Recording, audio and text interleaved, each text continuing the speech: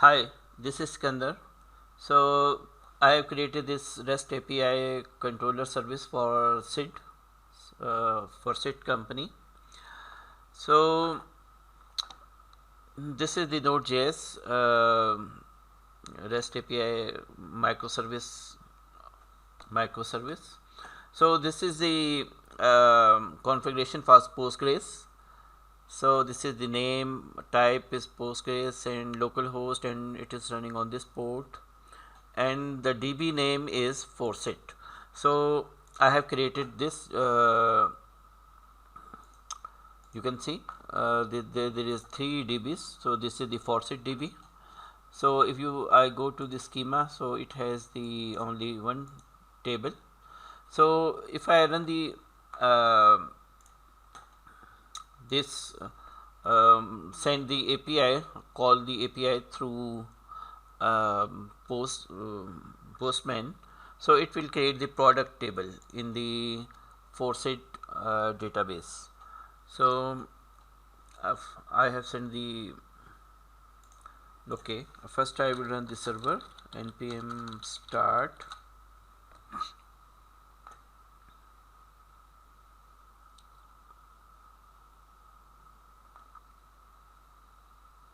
So it is running on the port 5000. So if I run this, so it has created the one record in the table. For I will refresh, and this is the product table is created. So I will see the all records here. So here you can see one record, key number LCD is key number 1. So if I change to add the new record TV, and for key quantity is 50. So here you can see new record is added in the product table, which is the TV 50 quantity. So I am adding the quantity for multiple products. So if I add the okay, there is one more API you can call, which is the get all products. So if I call this, so you will get all the products here. If I add the new record, so which is, you can see, iron. So iron quantity is, for example, 10,